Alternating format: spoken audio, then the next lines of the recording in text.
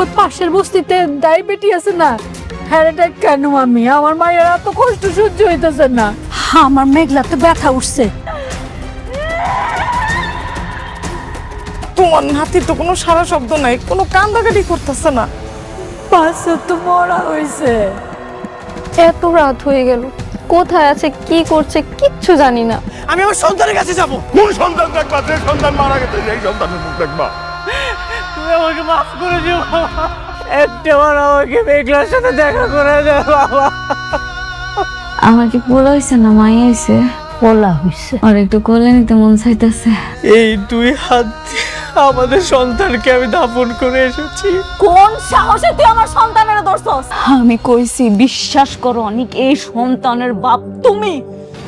তোমার সন্তান এরা কই? তখন তো তুই ওর পিতৃ পরিচয় দাস নাই। আজকে আমার সন্তানটা মইরা গেছে দেখা তুই নিজের হাতে আমার সন্তানের কবর দিয়ে আইস। হ্যাঁ, কোন অধিকারে তুই কবর দিছস? কোন অধিকারে কবর দিছস? কথা কও, কথা কস না কেন? কোন অধিকারে দিছস? আব্বা, তুমি কি এখন আর কিছু কইবা না? আব্বা, তোমার আমি কইতাছি, তুমি ওরে এই জায়গা থেকে যাইতে কও, নাহলে তুমি আমার মরা মুখ দেখবা। আব্বা, কি খারাপ হয়েছো কেন? শুনলো তো আমার মেয়ে কি কইলো? খারাপ হয়েছো কেন? তোমার জন্য আমার মেয়ের সন্তানটা আজ মারা গেছে। তোমার জন্য আমার মেয়ের জীবনটা ধ্বংস হয়ে গেছে। তোমারে আমার আর দরকার নাই। যাও যাও, তুমি চলে যাও। ওই মুখ আর আমরা দেখতে চাই না। যাও। মেঘলা, তোর মতো খুনি আমার মেঘলা ডাকবি না। কিসের মেঘলা রে? তোর আবার কিসের মেঘলা? তোর মেঘলা তো ওই দিনই মারা গেছে যেদিন তুই আমার সন্তানের পিতৃ পরিচয় দাস নাই। যা কইতাছি, আমার চোখের সামনে থেকে যা। তুই আমার বাচ্চার খুনি, তুই আমার বাচ্চার খুনি। তুই যা কইতাছি আমার চোখের সামনে থেকে যা, আমার চোখের সামনে থেকে যা। বাবা, এই খবরদার, খবরদার, আমি তোমার বাবা না। আমি তোমার মতো কলঙ্কিত পোলার বাবা হইতে পারি না। তোমার মতো নিকৃষ্ট ছেলের বাবা আমি হইতে পারি না। তুমি যাও, যাও, তুমি যাও, বেড়ে যাও।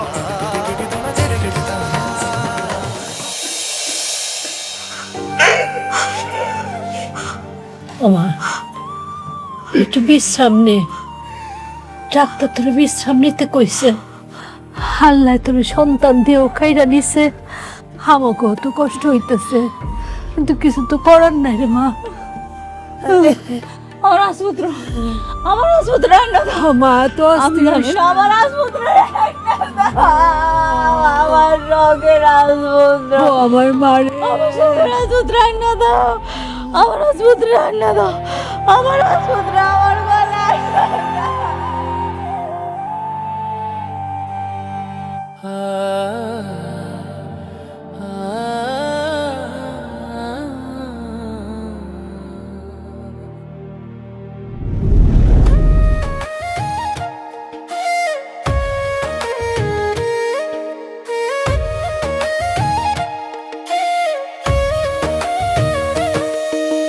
ভাগ্যগুণে পাইলাম তোমায়, ভাগ্যে তো আর রইলা না।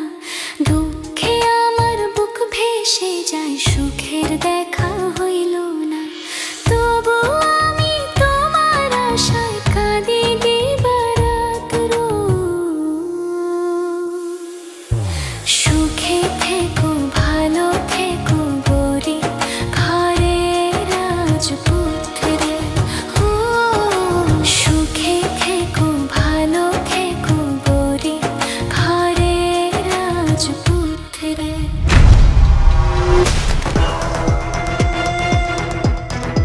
একটার পর একটা ষড়যন্ত্র করে, একটার পর একটা ষড়যন্ত্র করিস।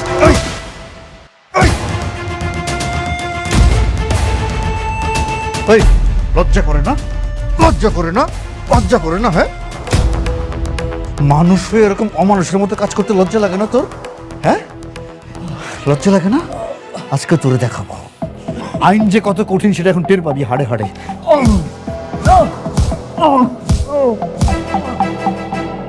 লজ্জা লাগে না? না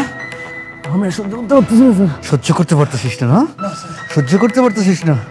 যখন অপরাধ করিস তখন মনে থাকে না? হ্যাঁ, খুব ভালো করে চিনি, খুব ভালো করে। যখন থেকে এই ইউনিফর্ম পরেছি তোদেরকে খুব ভালো করে চিনি।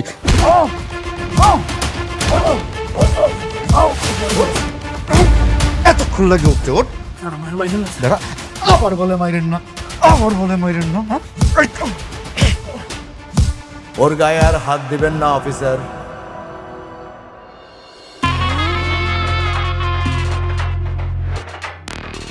আনিস সাহেব, রুস্তম, প্লিজ বসেন। It's okay, please. জামিনের কাগজ। জামিনের কাগজ?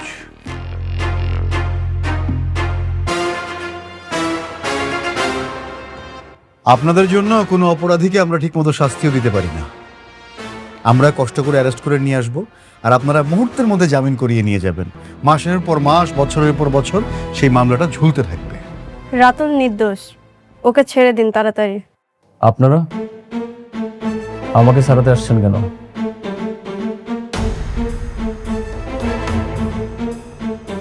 আমি বাবাকে বলেছি ওই ফকিন্নি বাচ্চা আর ওর স্বামীর যতদিন পর্যন্ত না উচিত শিক্ষা না দিতে পারবো ততদিন আমি এই লড়াই করেই যাব। এত বড় রিস্ক নিচ্ছেন সামান্য চোরের জন্য? শুধু থাপ্পড় নয় রাতুল, সেই দিন ওই অনেক আবারও নীলাকে অপমান করার কারণে ভরা মজলিসে বরপক্ষ নীলার বিয়া করাতে অস্বীকার জানায়। ওই অনেকের কারণে আমার বাসা ভর্তি আত্মীয় স্বজনের সামনে আমাকে অপদস্থ হতে হয়েছে, এমনকি আমার বিয়েটাও ভেঙে গেছে। আমি অনেকের শেষ দেখে ছাড়বো। তাহলে তো এখন আমাদের শত্রু এক।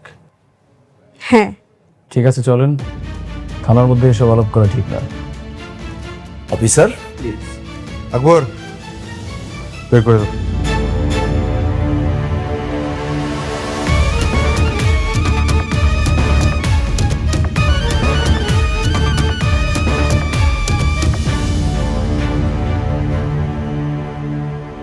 হ্যাঁ, আকবর, কিছু বুঝলা? না স্যার। কেন ফিডার খাও? এক বিল্ডার্স ঝামেলার কারণে দিয়ে গেল থানায়, আর আরেক বিল্ডার্স প্রতিশোধ নিতে ছাড়াই নিয়ে গেল। এই বিল্ডার্সে যে কি খেলা, এই খেলাটাই বুঝলাম না। আরে বাবা আসছো? আরে তোমার জন্য তো বৌমা সারাটা রাত চিন্তা করছে, সারাক্ষণ তোমার ফোন দিছে। তোমার ফোন ধরো নাই না, বন্ধ। এই বৌমা, বৌমা অনেক আসছে, বৌমা। এই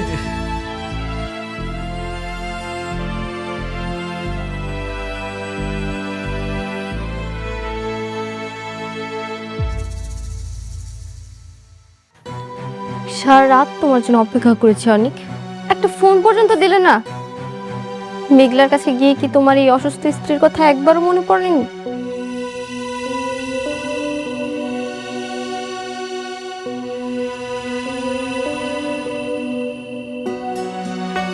সরি বৃষ্টি,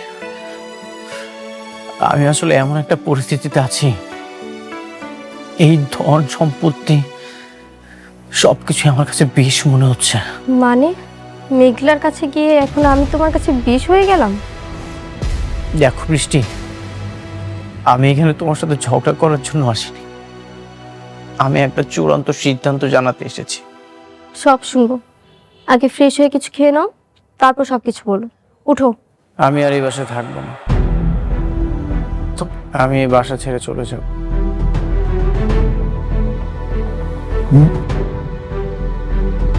বাসায় থাকো না মানে?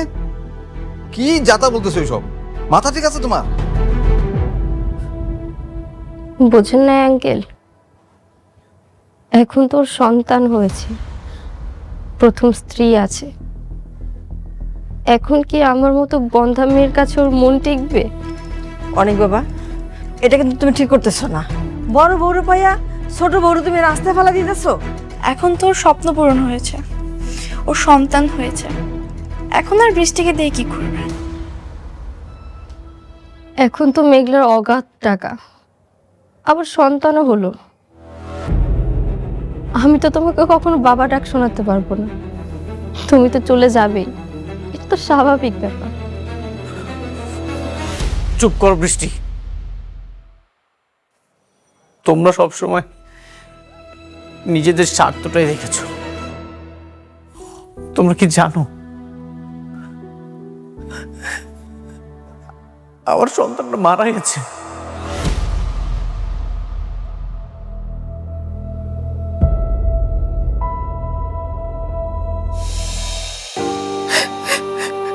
আমি এই 2 হাত দিয়ে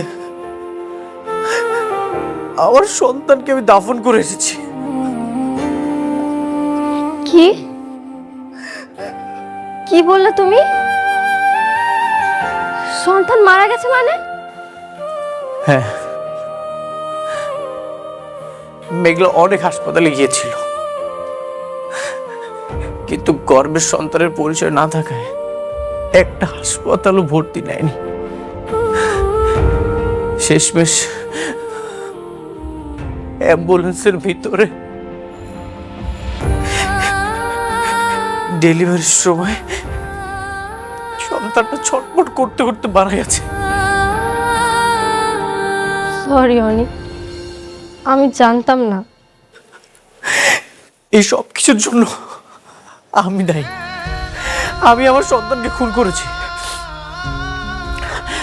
আমি যদি সন্তানের পিতৃ পরিচয়টা দিয়ে দিতাম তাহলে এমনটা কখনো হতো না। আমি খুনি। শান্ত হও অনিক, এগুলো কি বলছো বলো? মেঘলার কি খবর? মেঘলা ঠিক আছে তো? সে ভালো আছে। এই ধন সম্পদ টাকা পয়সা আমি সবকিছু ত্যাগ করতে চাই। আমার প্রায়শ্চিত্ত হওয়া দরকার। যতদিন পর্যন্ত না এই পাপের প্রায়শ্চিত্ত আমি করতে পারছি, আমি আর এইসবের মধ্যে থাকবো না। বৃষ্টি, তুমি আমাকে ক্ষমা করে দিও।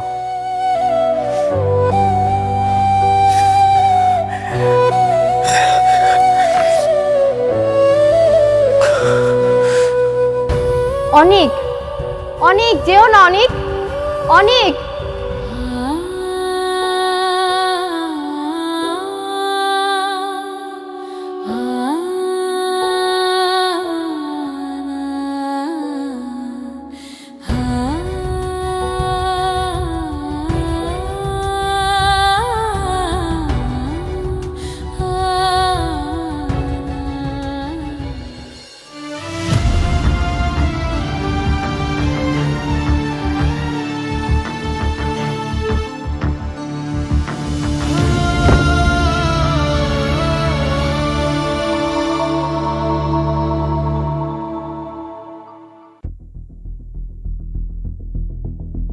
আসসালামু আলাইকুম ম্যাডাম। ওয়ালাইকুম আসসালাম। আমার বাবার দেয়া যে পৈতৃক সম্পত্তিটা আমার আছে, যে বাড়িটা আমার নামে লেখা আছে, সেই বাড়িতে আমি আমার আব্বা আম্মারে নিয়ে আজকে উঠতে চাই। এই নরকের বস্তিতে আমি আর থাকবো না। ঠিক আছে ম্যাডাম, আমি গাড়ি পাঠিয়ে দিচ্ছি, আর এদিকে আমি সবকিছু রেডি করে রাখছি। ধন্যবাদ। মা, এই ব্যাগটা একটু রাখ। একটা ব্যাগ নিচে।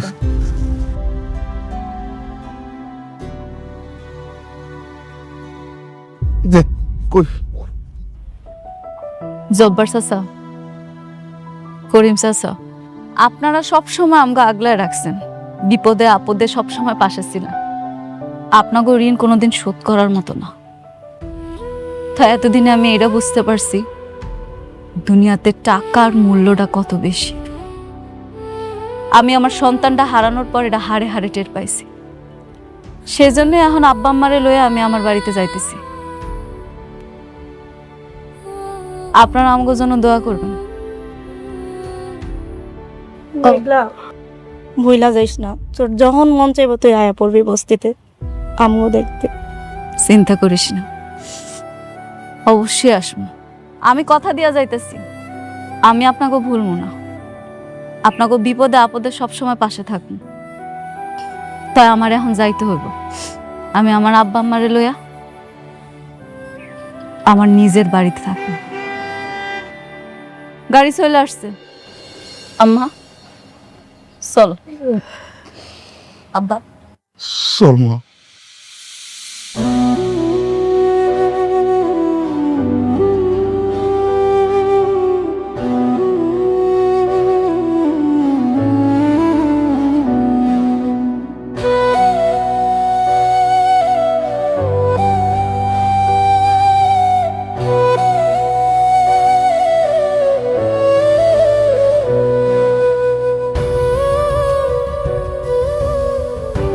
আসো।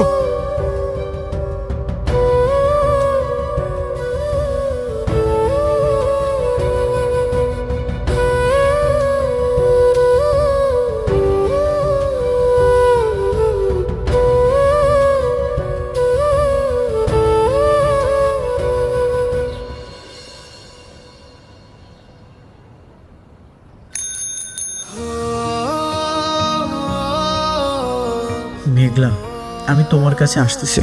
তুমি যে গরিব অনেককে ভালোবেসেছিলে, আমি সব কিছু ছেড়ে সেই গরিব হয়েই তোমার কাছে যাচ্ছি। আমি দরকার হলে তোমার বাড়ির চাকর হয়ে থাকবো, তবু তোমার সাথে থাকবো। যতদিন তোমার রাগ না কমবে ঠিক ততদিন আমি তোমাকে পাওয়ার জন্য মিনতি করে যাব।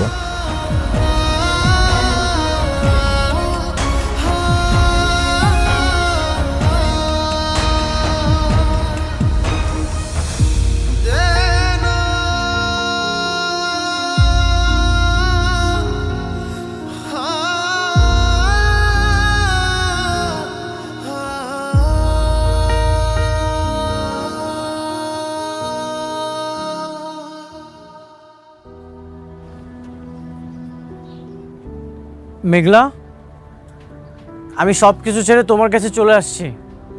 মেঘলা, আপনারা একটু মেঘলাকে ডেকে দিবেন, বলবেন অনেক আসছে। অনেক ভাই, মেঘলারা সবাই বস্তি ছেড়া চইলা গেছে। চলে গেছে? কোথায় গেছে? শুনছি শহরের বুকে ওদের নাকি বিশাল বড় আলিশান বাড়ি আছে, ওরা সবাই সেইখানে চইলা গেছে। আলিশান বাড়ি? মেঘলারা তো এখন গরিব নাই অনেক ভাই, ওরা তো বড় লোক হয়ে গেছে। তুমি যেখানে যাবে আমি সেখানেই তোমার কাছে যাব। মেঘলা, আমি আসছি।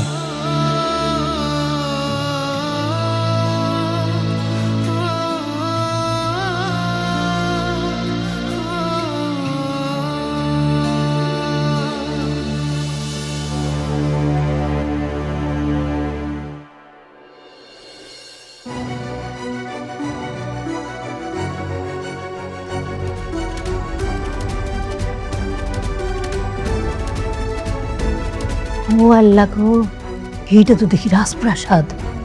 ওমা, এইটার মালিক কি তুই? হ্যাঁ মা, এখন থেকে এই রাজপ্রাসাদে আমরা থাকবো। বাবা রে বাবা, এত বড় রাজপ্রাসাদ দেখে তো আমার হাত পা কাঁপতেছে। ভয় পাওয়ার কিছু নাই আব্বা, এইটাই এখন আমগো ঠিকানা। এখন থেকে আমরা এই জায়গায় থাকবো। আল্লাহ আমার টাকা পয়সা ধন সম্পদ সবই দিছিল, কিন্তু আমি বুঝতে পারিনি আমি শেষরার মতো ভালোবাসা পাওয়ার জন্য ওই বস্তিতে পইড়া ছিলাম। আমার অনেক আগে এখানে আসা উচিত ছিল। তো আব্বা, তুমি এটা মনে রাখো, তোমাগো মেঘলা মারা গেছে। আজকে থেকে তোমরা দেখবা নতুন রূপে এক শালিমা চৌধুরী।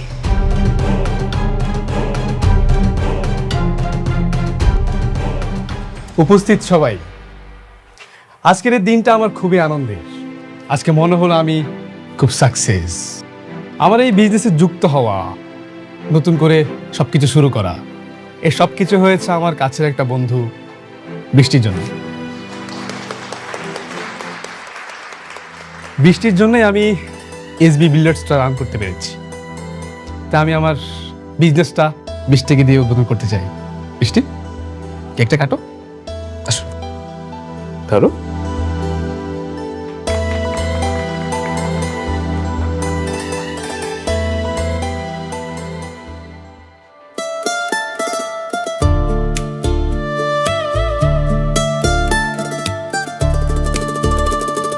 আচ্ছা, আপনারা কেকটা খেয়ে যে যার মতো করে কাজে লেগে পড়ুন।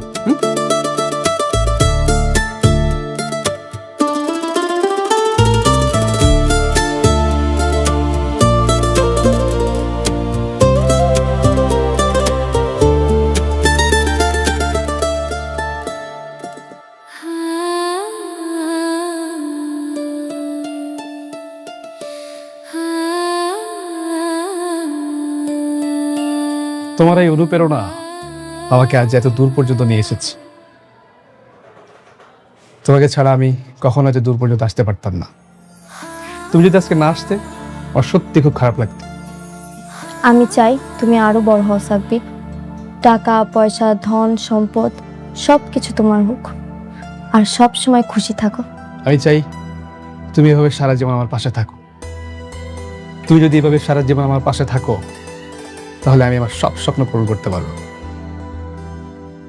আচ্ছা বৃষ্টি, চলো না আজকে আমরা একসাথে বাইরে ডিনার করি। না সাব্বির, আজকে আমার মনটা একদমই সায় দিচ্ছে না। তুমি এতবার অনুরোধ না করলে আমি আসতামও না। আমি এখনই চলে যাব। তুমি আমাকে একটু পৌঁছে দিয়ে আসো প্লিজ। ওকে, চলো।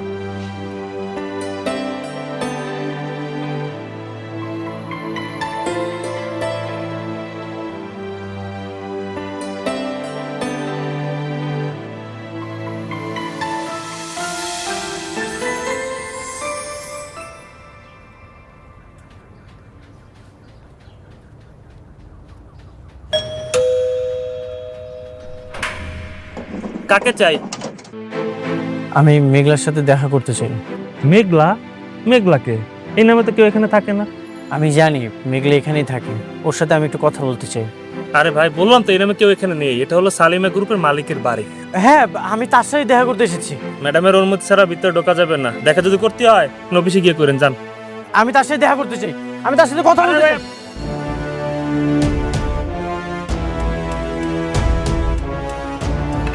মেঘলা, মেঘলা কেন ভিতরে ঢুকতেছেন? আমি মেঘলার সাথে কথা বলতে চাই। মেঘলা, মেঘলা, তুমি তুমি এখানে আইছো কেন? মেঘলা কোথায়? আমি মেঘলার সাথে কথা বলতে চাই। মেঘলা, মেঘলা, মেঘলা মারা গেছে।